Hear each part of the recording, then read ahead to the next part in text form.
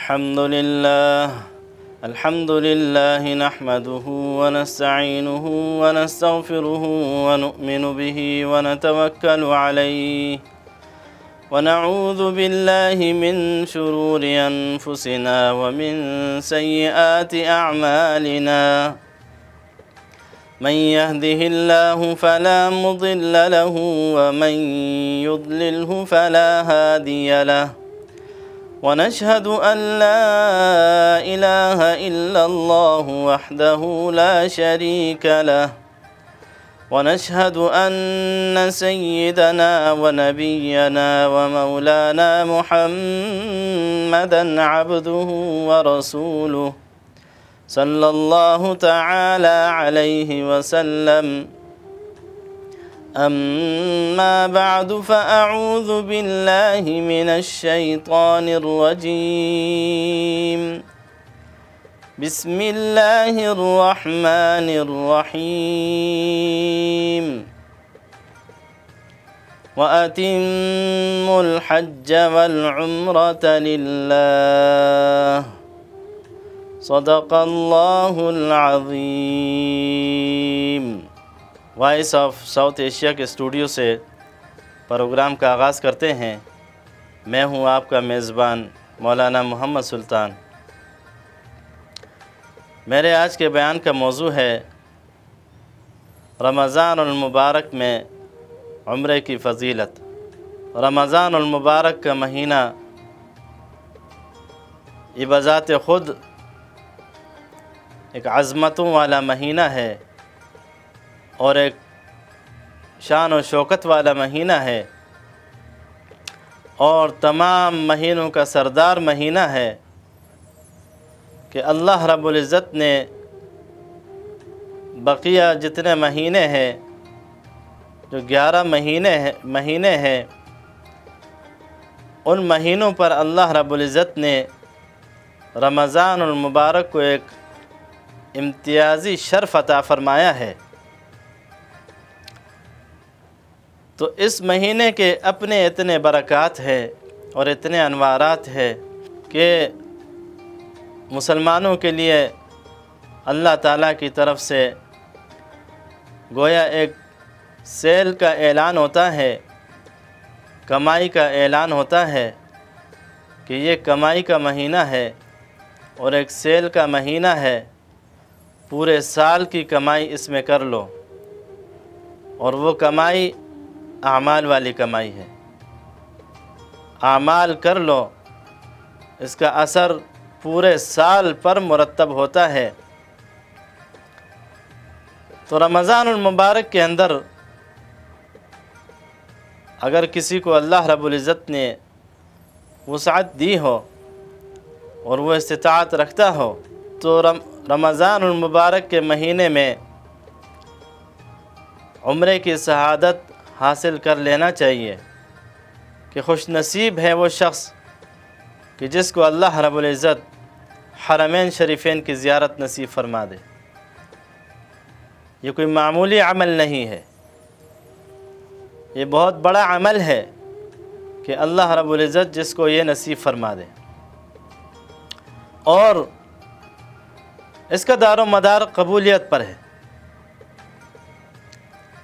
حج اور عمرے کی قبولیت پر دار و مدار کی نشانی یہ ہے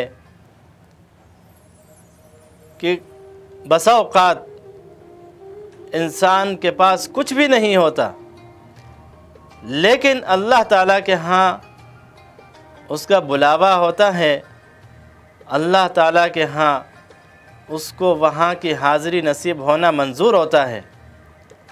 تو اللہ رب العزت اس انسان کے لیے غیب سے ایسے انتظامات فرما لیتے ہیں کہ انسان کے وہم و گمان میں بھی نہیں ہوتا. اور یہ یقیناً اس کا دار و مدار مالداری پر نہیں ہے کہ اگر کوئی شخص مالدار ہے اور اس کے پاس مال و دولت ہے تو وہ حج اور عمرہ کر سکتا ہے، اور جس کے پاس مال اور دولت نہیں ہے وہ اس سعادت سے محروم ہے، وہ نہیں کر سکتا. ایسی بات نہیں ہے، بلکہ یہ قبولیت کی بات ہے۔ اللہ تعالیٰ جس کو قبول کر لے تو اس کو یہ شرف اللہ تعالیٰ ضرور عطا فرماتے ہیں۔ ایسے لوگ بھی ہیں کہ جو اگر چاہیں تو ہر جمعہ حرمین شریفین میں پڑھ سکتے ہیں، لیکن سالوں سال ان کو حاضری نصیب نہیں ہوتی۔ وہ باقی ہر جگہ آتے جاتے ہیں، کوئی جگہ نہیں چھوڑتے، ہر جگہ سے گھوم پھر کے آتے ہیں، لیکن حرمین شریفین نہیں جاتے۔ اس کی وجہ یہ ہے کہ جب تک اللہ نہیں بلاتے تو انسان نہیں جا سکتا۔ تو ایسے لوگ بھی موجود ہیں جو ہر جمعہ حرمین شریفین میں پڑھ سکتے ہیں لیکن نہیں جا سکتے۔ اور ایسے لوگوں کو بھی دیکھا گیا ہے کہ جن کے پاس کچھ بھی نہیں ہے، جو مسجد کے سامنے چادر بچھا کر ٹوپیاں بیچنے والے ہوتے ہیں، اللہ رب العزت نے ان کو اپنے گھر کی زیارت نصیب فرمائی ہے۔ ان سے پوچھا گیا کہ کیسے آنا ہوا؟ انہوں نے کہا اللہ نے بلایا ہے، اور یہ حقیقت ہے۔ اس شخص نے کہا کہ یہ میرا 5واں حج ہے، حالانکہ ایک غریب انسان، اللہ تعالیٰ نے 5 حج نصیب فرمائے۔ تو یہ قبولیت کی بات ہے۔ اللہ تعالیٰ جس کو بلائے وہی جا سکتا ہے۔ اور پھر رمضان المبارک کا عمرہ، اللہ اکبر۔ حضور علیہ الصلاۃ والسلام نے فرمایا کہ رمضان المبارک کے اندر عمرے کرو، اس لیے کہ اس سے تنگ دستی دور ہوتی ہے، اور اس عمرے کی برکت سے اللہ تبارک و تعالی رمضان کے مہینے کی برکت سے عمرے کے بدلے میں اللہ تعالی حج کا ثواب عطا فرماتے ہیں۔ یعنی رمضان المبارک میں اگر کسی نے عمرہ کیا تو گویا اس نے ایک حج کیا۔ لیکن اس بات کو مد نظر رکھیں کہ یہ صرف فضیلت کے اعتبار سے ہے۔ اگر کوئی یہ کہے کہ میں نے رمضان المبارک میں عمرہ ادا کر لیا ہے، لہٰذا میرے اوپر سے حج کی فرضیت ساقط ہو گئی، ایسا نہیں۔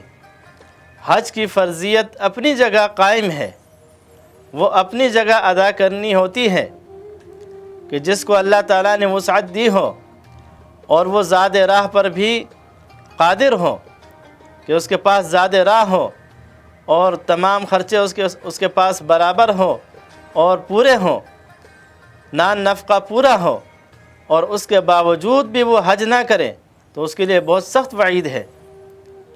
آپ علیہ الصلاۃ والسلام نے فرمایا کہ جو وسعت رکھنے کے باوجود حج نہ کرے تو فرمایا کہ اس کی مرضی ہے کہ وہ یہودی مرے یا نصرانی مرے۔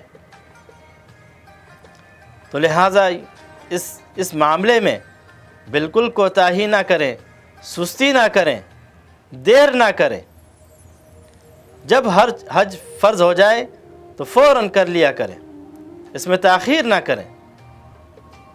یہ بہت بڑی سعادت کی بات ہے۔ تو فرمایا کہ رمضان المبارک کا جو عمرہ ہے وہ اجر کے اعتبار سے حج کے برابر ہے۔ اور فرمایا، مسلم کی روایت ہے کہ آپ علیہ الصلاۃ والسلام نے فرمایا کہ رمضان المبارک کے مہینے میں عمرہ کرنا وہ ایسا ہے کہ گویا اس نے میرے ساتھ حج کیا۔ تو کتنی بڑی سعادت ہے کہ ایک تو حج کے برابر ثواب، اور دوسرا حضور علیہ الصلاۃ والسلام کے ساتھ، کتنی بڑی سعادت ہے۔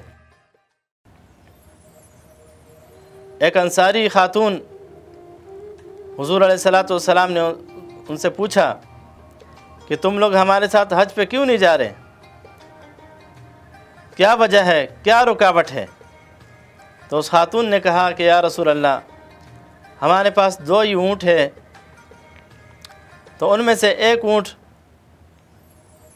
میرا بیٹا لے گیا ہے، اور اس اونٹ پر میرا بیٹا اور اس کا والد وہ دونوں سوار ہو کر حج پر چلے گئے ہیں، اور جو دوسرا اونٹ ہے وہ گھر کی ضرورت کے لیے چھوڑا ہے انہوں نے، اس سے ہم کھیتی باڑی وغیرہ کو پانی دیتے ہیں اور کام کاج اس سے کرواتے ہیں، تو یہ ہماری ضرورت کے لیے ہے۔ تو آپ علیہ الصلاۃ والسلام نے فرمایا کہ تم لوگ رمضان المبارک میں عمرہ کر لو، جب رمضان کا مہینہ آ جائے تو اس کے اندر عمرہ کر لینا، اس لیے کہ رمضان المبارک کا جو عمرہ ہے وہ حج کے قائم مقام ہے۔ تو کتنی بڑی سعادت ہے۔ اور ایک روایت میں ہے، ابن مسعود رضی اللہ تعالیٰ عنہ کی روایت ہے، فرمایا کہ آپ علیہ الصلاۃ والسلام نے فرمایا کہ تم عمرہ کرو، اس لیے کہ یہ عمرہ، یہ جو 1 سال کا عمرہ ہوتا ہے، یہ دوسرے سال کے عمرے تک، یعنی آدمی نے ایک عمرہ کیا تو اگلے عمرے تک اس درمیان جتنے گناہ انسان سے سرزد ہوتے ہیں، اللہ رب العزت اس عمرے کے برکت سے ان گناہوں کو زائل کر دیتے ہیں، ان کو ختم فرما دیتے ہیں۔ تو عمرہ بہت بڑا درجہ رکھتا ہے۔ پھر میقات ہے، انسان جب یہاں سے جاتا ہے، جب عمرے کے لیے جائے یا حج کے لیے جائے یا ویسے ہی اپنے کسی کام سے وہاں جانا پڑے، تو میقات سے بغیر احرام کے نہ گزرے، چونکہ اگر بغیر احرام کے گزر گیا تو اس پر لازم ہے کہ وہ واپس میقات پر آ کر احرام باندھ کر عمرے کی نیت کر لے۔ اگر ایسا نہیں کرے گا تو پھر اس پر دم آئے گا۔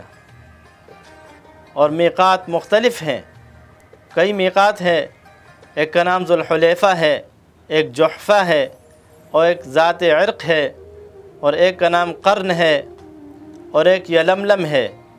جو یلملم والا میقات ہے یہ پاکستانیوں کے لیے اور یمن والوں کے لیے اور ہندوستان والوں کے لیے، یہ ان کے لیے میقات ہوتا ہے۔ جب یہاں آدمی پہنچے تو یہاں سے آگے بغیر احرام کے نہ جائے۔ تو عمرے کے جتنے فرائض و واجبات ہیں ان کو بھی ذہن نشین کر لینا چاہیے، چونکہ ہر مسلمان کی ضرورت ہے۔ جیسے کہ آپ علیہ الصلاۃ والسلام کی حدیث مبارکہ ہے کہ طلب العلم فریضۃ علی کل مسلم، کہ علم دین کا حاصل کرنا ہر مسلمان پر فرض ہے۔